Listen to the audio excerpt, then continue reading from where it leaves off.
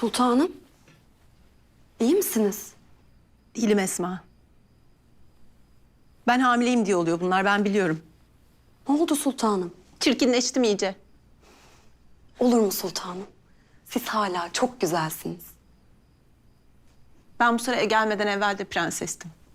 Hünkârımızı gördüm, sevdim. Şimdi Bidar gibi bir kadının çalımlarıyla uğraşıyorum. Neyse. Makbule'den haber çıktı mı? Haremde birkaç kıza sordum. Lakin gittiği yeri bilen yok. Sultanım, ne yazıyor o mektupta? Makbule canınız kastedildiğini anlatmış. Sonunda bir isim yazmış. Ama harfleri eksik kalmış. Ya Mehmet ya Mahmut.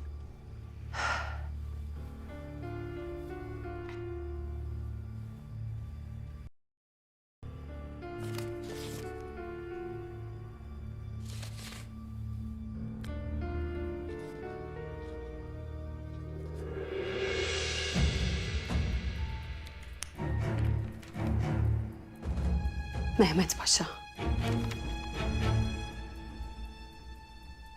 Esma, ne yaptın sen? Niye Mehmet Paşa'nın ismini yazdın? Ben lüzumu olanı yaptım sultanım. Siz bu sarayda hak ettiğiniz kıymeti bulacaksınız. Bidar Sultan kardeşinin çalımını atamayacak ve bu sarayın tek hakimi siz olacaksınız. Biraderim. Peder Hazretlerinin gözüne girmek için bu kadar çaba sabretmene gerek yok. Yine yanılıyorsun kıymetli biraderim. Ben hünkârımızın gözüne girmek değil, devletimize göz olmak isterim. Gözü kulağı, eli ayağı olmak isterim ki devlet işlesin.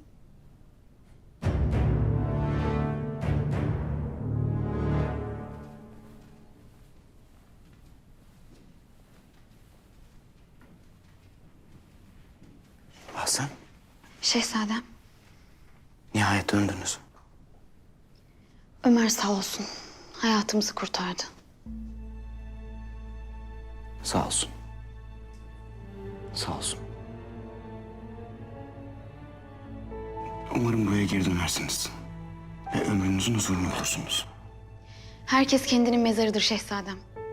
Eğer bir enkazsanız nerede olduğunuzun önemi yok. Ha bir sarayda ha bir çölde. Huzursuzsunuzdur. Bizim de huzurumuzu bozanlar var elbet.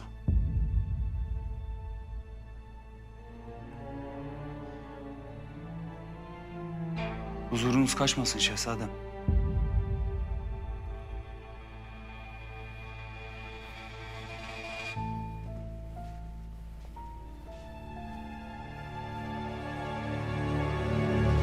Hünkâr, Ömer evladımızla Ahsen kızımız geldiler. Buyursunlar.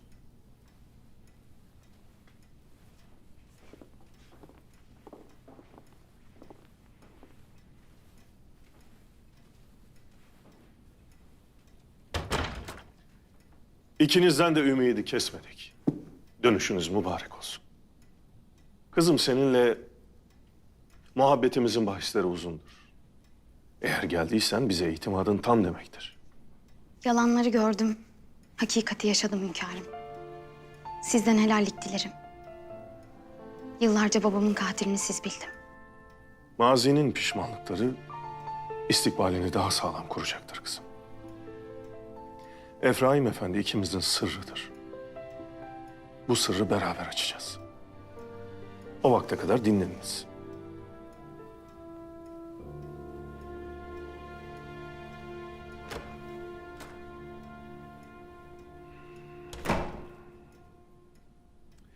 Anlat bakalım Ömer evladım. Hünkârım, toprağın altında tek bir ses duydum. Sizin sesinizi. Hakikat mıydı, rüya mı? Hakikatli bir rüyaydı evladım. Uyanınca da vazifemi yerine getirmek için kazmaya devam ettim. Defteri buldum. Eyvallah. Hintli Müslüman kardeşlerimizin hayatlarını kurtardın. Maalesef hünkârım.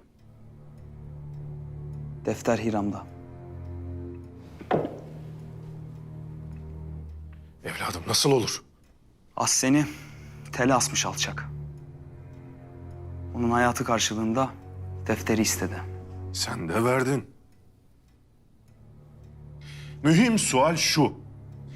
Ahsen yerine başka biri olsaydı da o defteri verir miydin? Ben sana gönlüne hakim olacaksın demedim mi?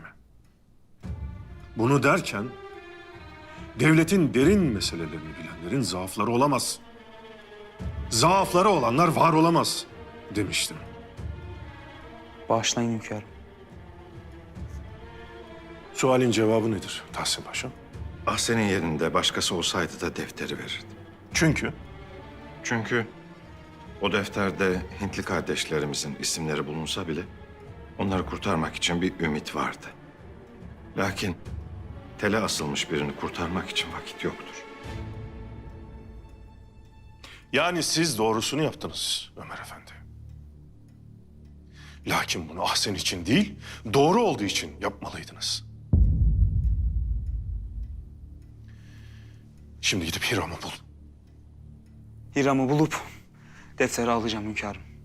O defter artık Hiram'da değildir. Lakin onu bulup kime verdiğini öğrenebilirsin.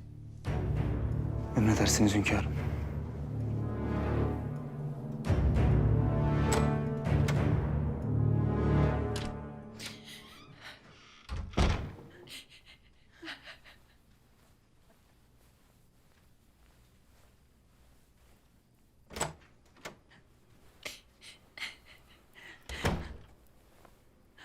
Hatice.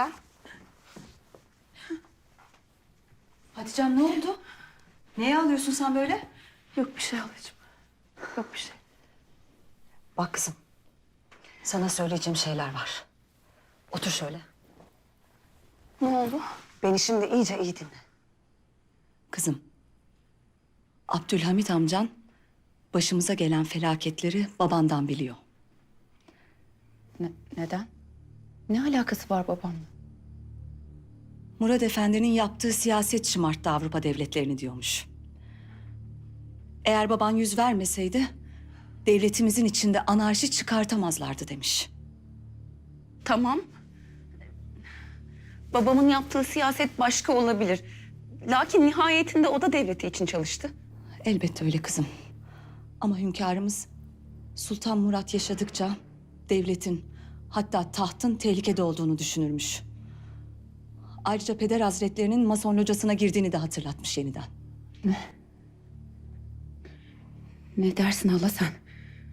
Maalesef hünkârımız Şeyhülislam'ı ve Fetva Eminini çağırtmış. Korkarım ki abim Murat'ın katli için cevaz alacak.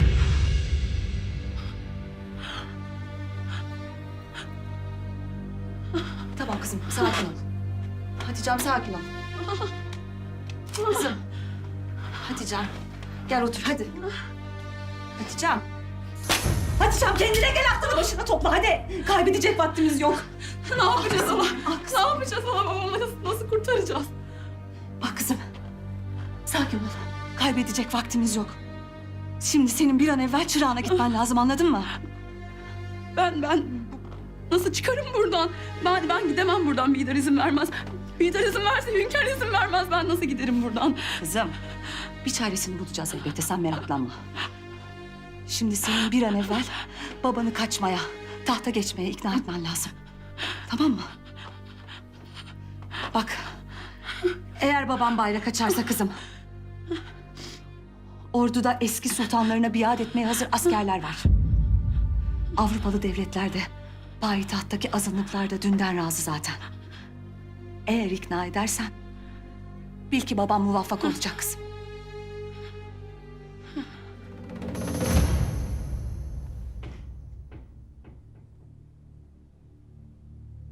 Sebahattin.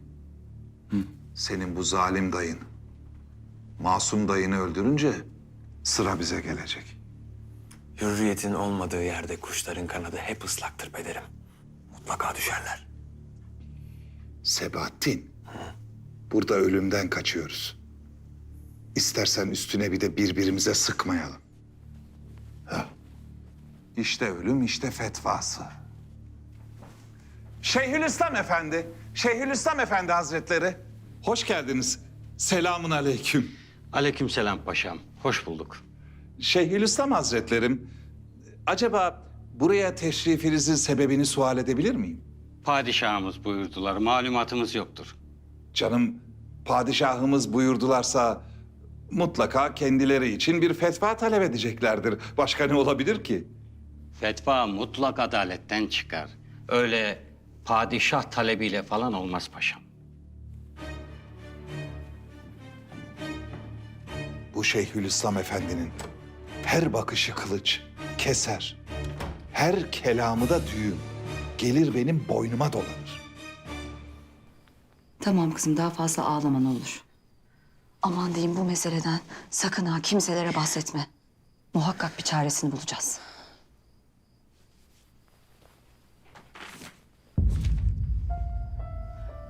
Hayırdır inşallah.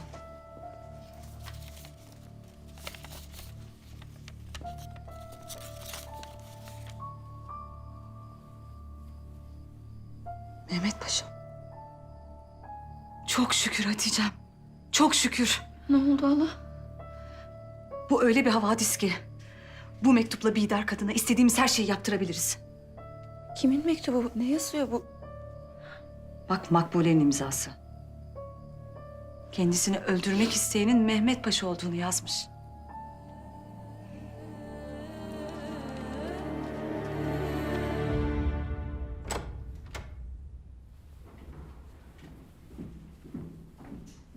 Hayırdır Şeyhülislam Efendi Hazretleri? Sultanımız içeride ne sordular? Hususi bir fetva meselesinde istişare etmek istemiş. Öyle şey olur mu efendim? Fetva hususi olur mu? Tövbe estağfurullah, insan dinden çıkar vallahi. Fetva dediğiniz genel olur. Mevzu hususi paşam. Fetva değil. Velhasıl size alakadar etme.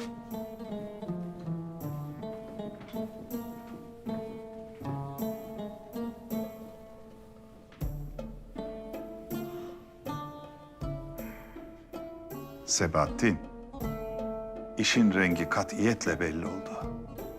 Abdülhamit, ağabeyi Murat Efendi'nin kellesini alacak. Ne yapacağız Pederim? Zulüm karşısında sessiz kalan dilsiz şeytandır. Susmayacağız. Sizin kadar dindar bir anarşist görmedim Pederim. İşte böyle sıkı tertipler yapınca arada ufak tefek şeytanlıklar da yapmak icap ediyor. Hadi gel gel.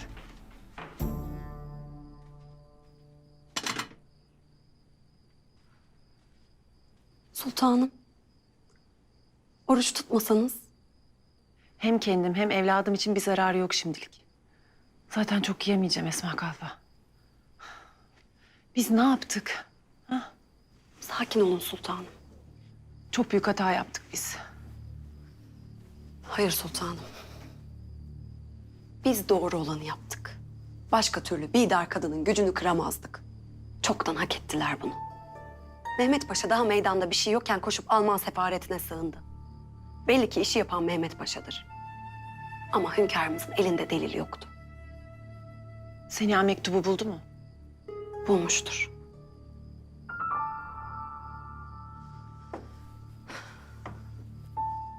Siz endişe etmeyin. Nereden bilecekler bizim yaptığımızı? Birbirlerini yerken akıllarına bile gelmeyiz biz. Siz bu haremde hak ettiğiniz kıymeti bulacaksınız sultanım.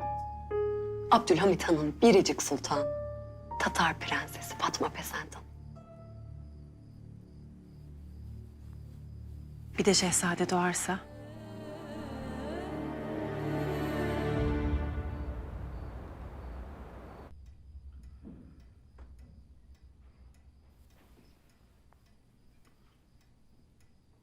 Yahu ben dayanamayacağım. Bir tane tadacağım.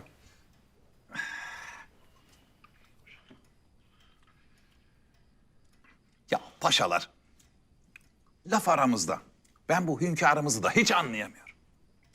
Bugün payitahtta kimin kapısını çalsak, vallahi billahi bundan daha zengin bir sahur sofrası kurar. Başımızda israftan hoşlanmayan bir hünkârımız var. Bence şükretmelisiniz paşam.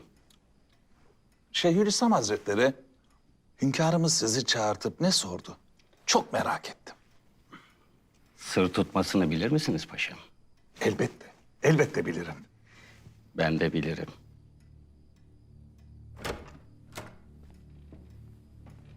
Destur! Sultan Abdülhamit Han Hazretleri! El muzaffer daima!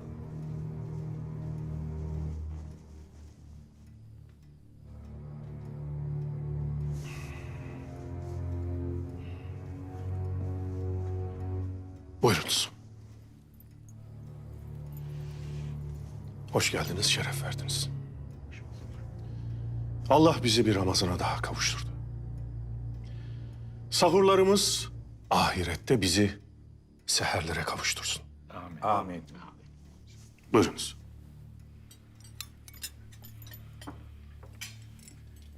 Şeyhülislam Hazretleri, sualimize cevap bulabildiniz mi? Fetva emini çalışıyor hünkârım. Cevap müsbet olacaktır. Sabahleyin fetvaneden çıkan karara bakıp uygunsa imzalayıp huzurunuza gelirim. Fetva dediğinizde, hünkârım müsaadenizle... Şeyhülislam Hazretleri, yahu şöyle çok hızlı bir vasıta icat edilse... biz sahuru Bosna'da yapsak... daha sonra bu vasıtaya atlayıp iftarı da Bakü'de açsak... yani zaman azaldığı için orucumuz kabul olur mu? Paşam o kadar düşünmeyiniz. Bu mesafede bir yolculuk yaptığınıza göre seferi sayılırsınız. Oruç tutmamaya ruhsat vardır. Anlaşılan Mahmut Paşa kendi boğazına münasip bir fetva arıyor. Şeyhülislam Hazretleri. Osmanlı'da sizin istediğiniz fetvayı verecek hoca yoktur paşa.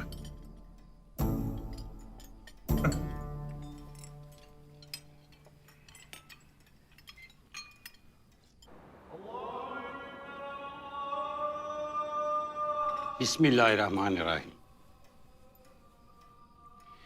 Ey bu gecenin ve biraz sonra olacak sahurun Rabbi olan Allah'ımız.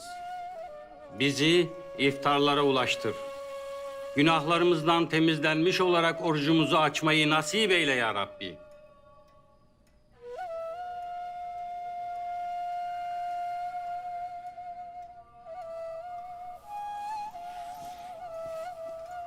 Allah kabul etsin. Allah kabul etsin.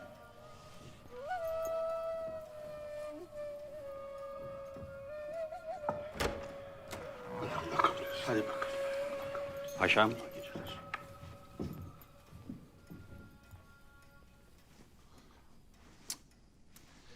Yahu. Biz de orucumuzu hemen bozalım. Çok zaman geçmesin. Allah fazla günah yazmasın.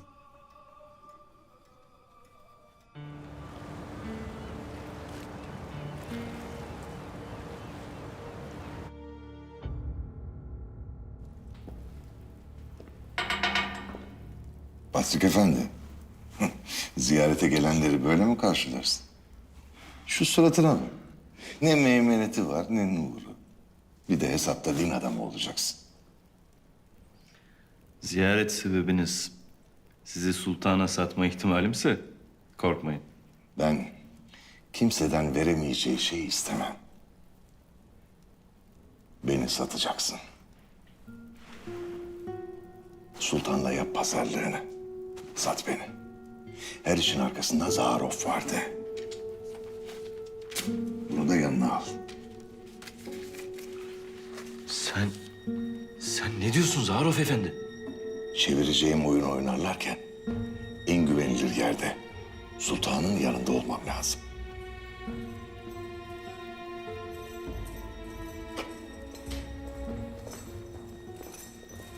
Zaruf Efendi, sizin ne işiniz var burada? Hiç paşam.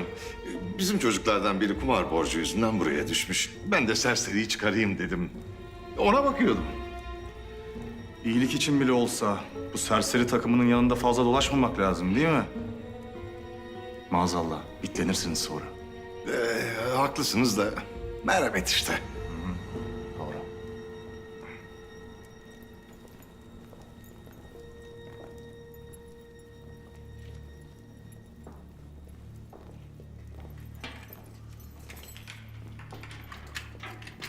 Son defa hünkârımızın karşısına çıkacaksın Patrik Efendi.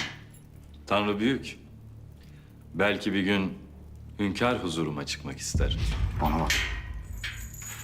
Bende ne hünkârımızdaki nezaket ne de merhamet var. Tepemin tasını attırma. Seni elimden kimse alamaz. Hadi.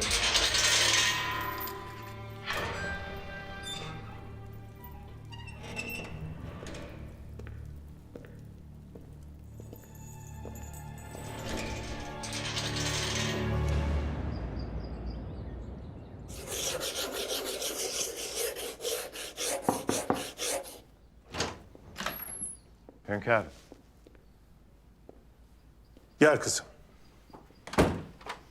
Buranın kokusunu özlemişim hünkârım.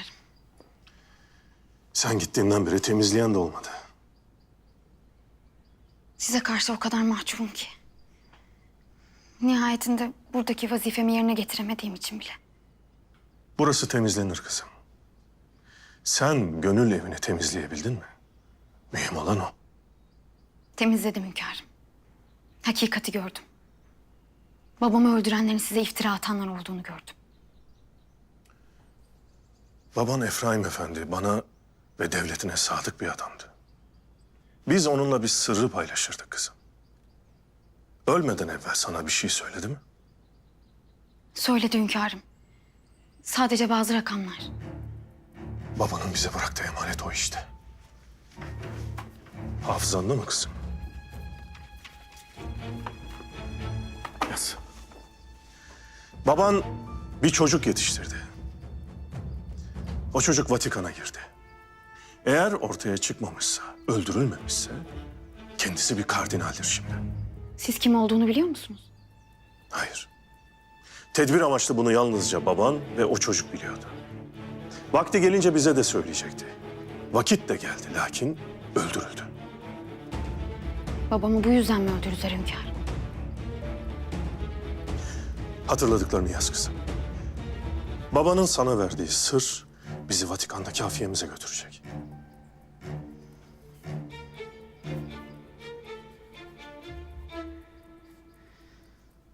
Yaz kızım. Zorla hafızanı. Hatırlayamıyorum hünkârım. Sadece bunlar. Zorla kızım. Hatırlayamıyorum hünkârım. Ama Ama ne?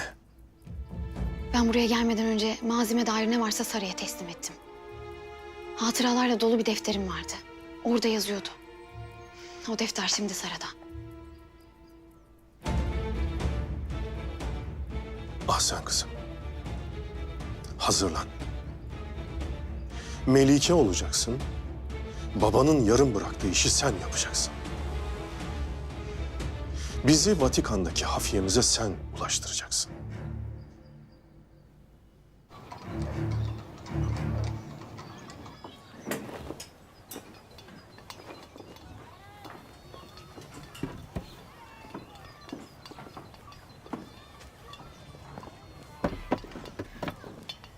Selamun aleyküm. Aleykümselam. Ağam, ya bu kahve toplanır mı?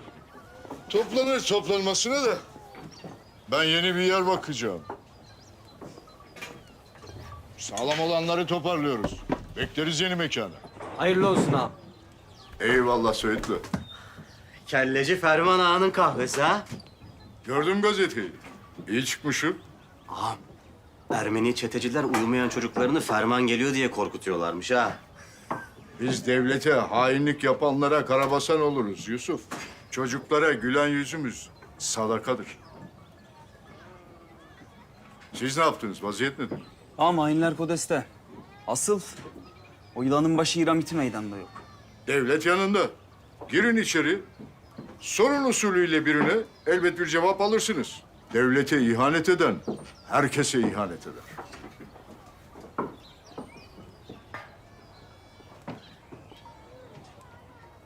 Soralım ağam. Aman ha, nazik olun. Yoksa adınız çıkar benim gibi ha.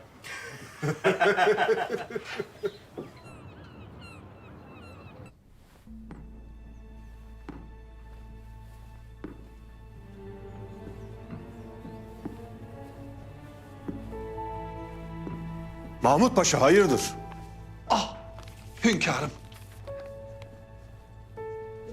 Hünkârım. Oruçken çalışmak büyük sevaptır demişlerdi. Ben de iftara kadar çalışayım dedim. Ne hakkında?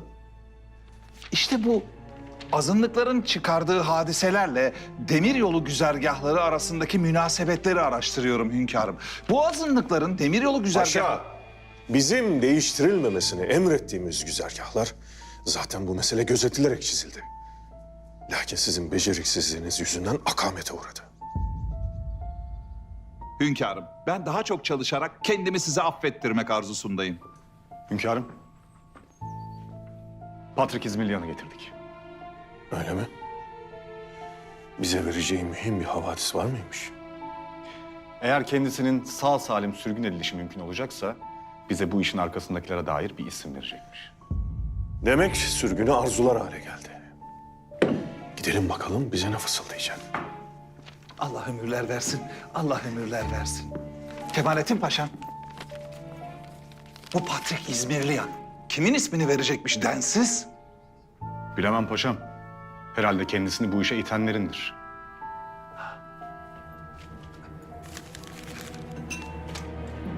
Kemalettin Paşam.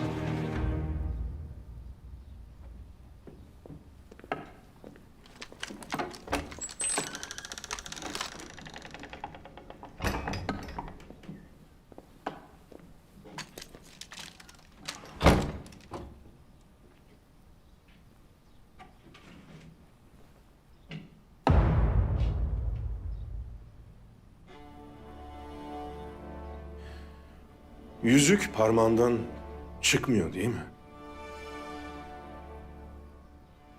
Çıkmaz. İhanetin de lekesi çıkmaz. Sizden tek istediğim sürgüne gönderilmemdir. Gideceksiniz. Payitahttan çıkana kadar, gideceğin çöle vasıl olana kadar canın emindir. Lakin sonra akıbetin ne olur bilemeyiz. Şimdi söyle. Kim? Onu derhal Zaruf'u getirin.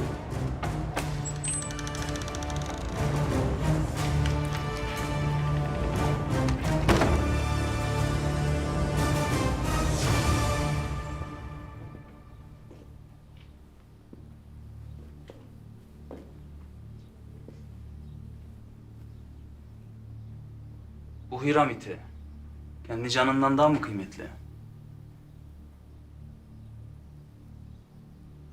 Bak bu Osman.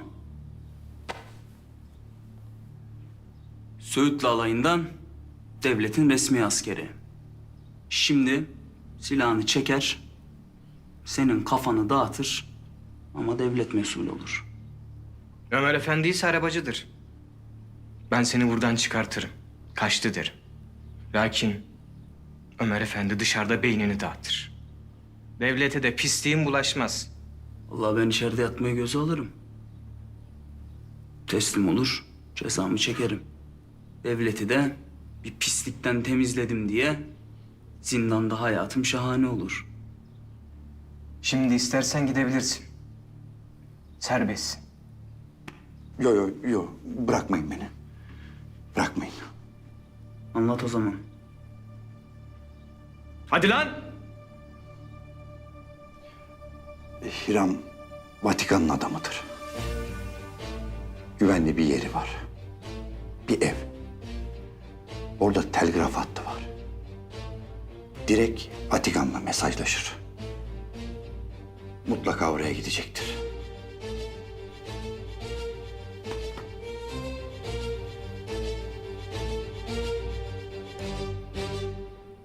Zamanında imamın biri söylemişti de kulak arkası etmiştin.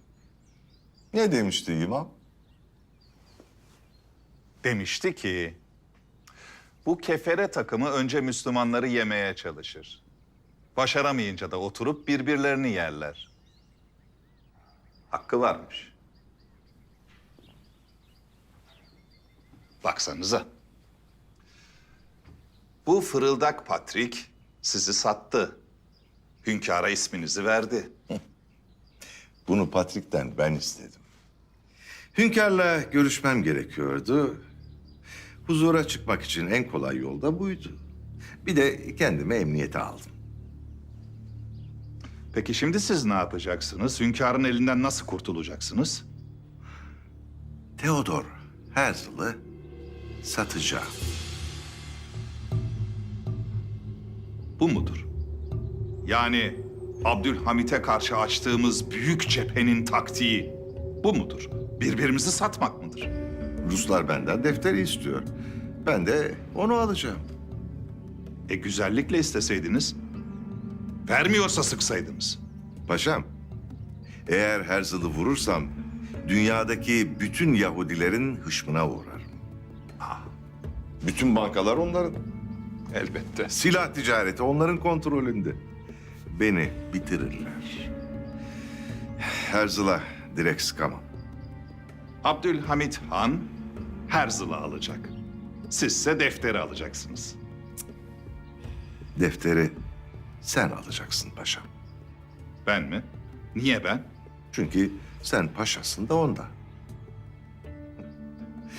Hünkâra Herzl'ın payitahta giriş yaparken kullandığı ismi vereceksin. İtibar kazanacaksın. Sonra hamleni yaparsın. Bay Zaharov, Bay Zaharov, Bay Zaharov. Bay Zaharov, Bay Zaharov. İyi ki geldiniz Kemalettin Paşam. Ben de böyle parmağımı bunun gözüne sokacaktım. O derece köpürdüm. Köpükleri zayi etmeyin paşam. Başka zaman kullanırsınız. Hünkârımız Zarif Efendi'yi görmek istiyor.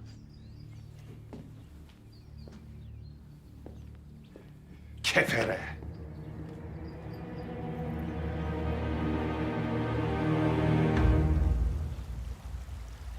Bu işlerin arkasında sizin olduğunuzu söylüyorlar.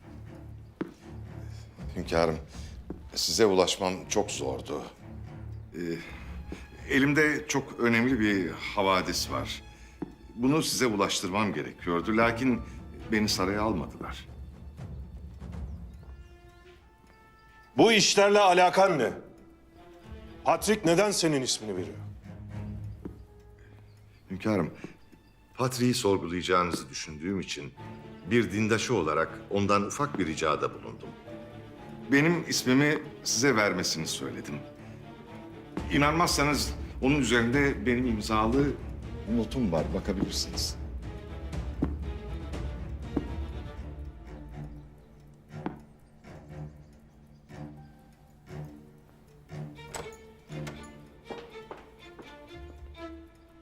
Eğer vereceğiniz havadis hiçbir işe yaramazsa, buraya gelmek için katlandığınız zahmetin 1000 katına da katlansanız, zindandan çıkamazsınız Bay Zarov.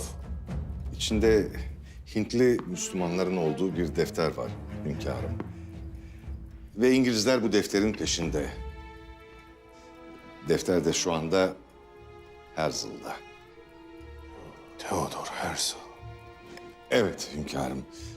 Herzl İstanbul'da çok uzun zamandan beri. Ve şimdi defterle beraber kaçmaya çalışıyor. Paşa,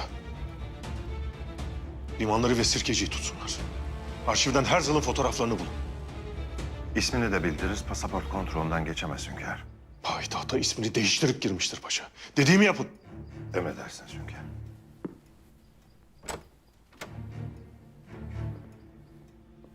Hünkârım.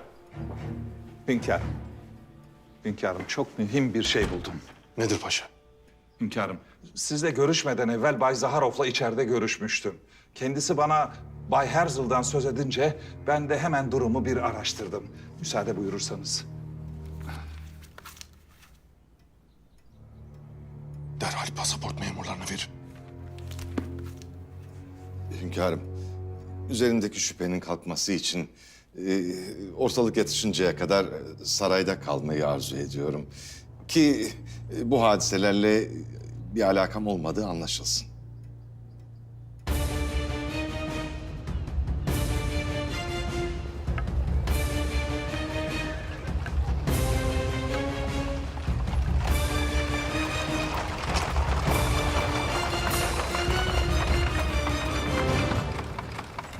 Nihayet Viyana'ya dönüyoruz. Defterdeki isimleri İngilizlere vereceğim ve karşılığında da çok büyük bir para alacağım Sara. Başladığın yere dönüyorsun Herzl.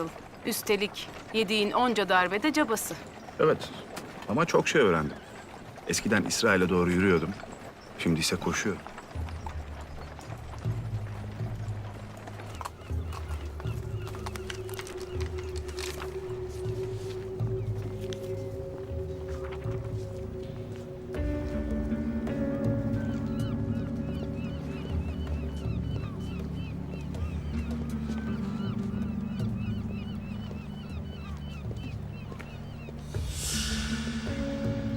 Şimdilik hoşça kal payitaht. Yine geldiğimde bizim esirimiz olacaksın. Halifen gidecek. Dinin, imanın biz olacağız. İnançsızlık yiyecek seni. Ah kocacığım, bütün takılarımı unuttum otelde. Hemen gitmeliyiz. Ne takısı? İyi misin Sara? Takı diyorum, sen iyi misin diyorsun. Yürü. Kalın kafalı mısın kocacığım? Gidiyoruz arabacı, gidiyoruz.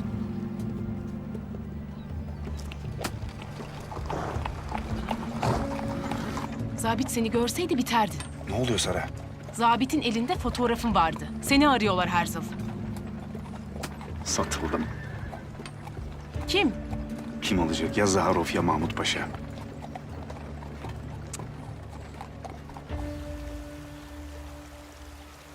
Hünkârım, Hiram'ı nerede bulacağımızı öğrendik. Neresiymiş? Bir güvenli ev. Vatikan'la haberleşme ağı olan bir telgraf hattı döşeliymiş. Bu Hiram oraya gidip ara ara emirleri alırmış. Gidip yakalayacağız. Hayır. Ama hünkârım, O evin telgraf hattını tespit edeceksiniz. Peşi sıra bir hat kuracaksınız. Vatikan'la ne konuştuğunu bilmeliyiz. peki hünkârım ya defter? Defterin kimde olduğunu öğrenmeyecek miyiz? Defterin nerede olduğunu biliyoruz. Sen söylediğini yap. Emredersiniz hünkârım. Evladım, ben istesem Hiram fazladan nefes alamaz. Lakin Hiram bizi bu paranın sahibine götürecek. Sen gidip o şifreleşmeyi çözeceksin. Sonra da neye memursan onu yapacaksın. Öncelikle bu sırrı çözeceğiz. Dinliyorum Hatice Sultan. Eğer müsaade ederseniz Çırağan'a, babamı görmeye gitmek istiyorum. Kemalettin'i mi soracaksın? Hayır, Buraya gelirken bir daha Çırağan'a dönemeyeceğinizi biliyordunuz. Bu bahsi kapatalım lütfen. hayır. Ben Çırağan'a gideceğim. Peki. Git o zaman. Nasıl gideceksen.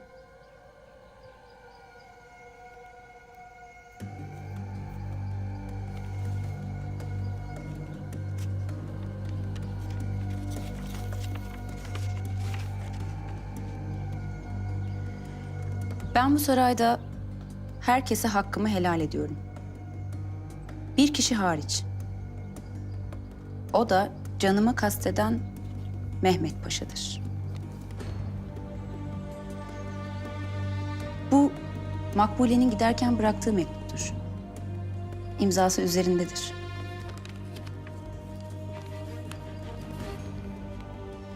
Şimdi sizden ricam, hünkârımızdan Çırağan'a gidebilmem için ricacı olmanızdır.